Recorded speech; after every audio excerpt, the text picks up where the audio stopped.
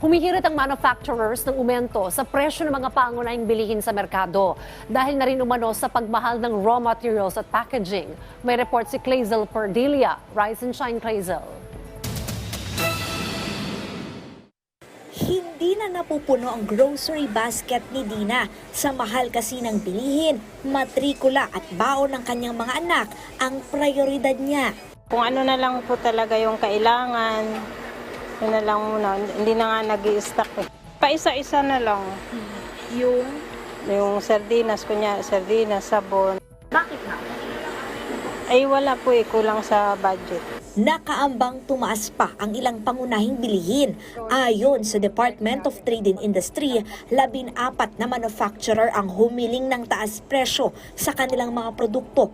Sa pool, ang 40 shelf-keeping units na may suggested retail price. 10 sentimo hanggang 7 piso ang hirit na aumento sa noodles, kape, sardinas, tubig at asin. May hiling na taas presyo rin sa ilang non-food items gaya ng sabong panligo at baterya na dulot ng pagmahal sa presyo ng raw materials at packaging.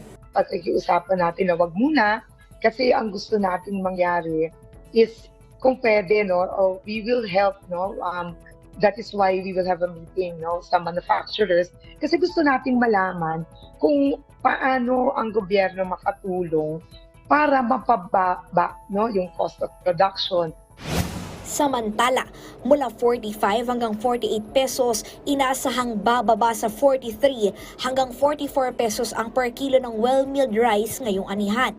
Kaya sabi ng ilang grupo ng magsasaka, hindi na kailangan bawasan o alisin ang taripa ng imported rice na magpapabagsak lang umano sa kita ng magsasaka at pamahalaan.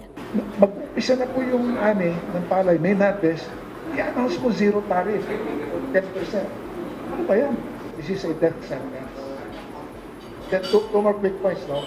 So, yung, alam naman natin, bagsak sa presyo ng palay, then the revenue losses to government, in-estimate ni Raul dito, with a 10% tariff, if I remember correctly, Raul, the revenue loss is about 28 billion.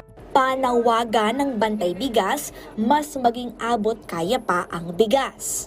Yung 41, 43 ay talagang mataas pa yan sa malawak na bilang ng mga consumers. 34 to 36 sana yung panawagan. At magagawa yan kung talagang yung gobyerno na mismo ang mag-subsidize dun sa presyo ng bigas. Clazel Perdilia para sa Morning Show ng Bayan, Rise and Shine Pilipinas.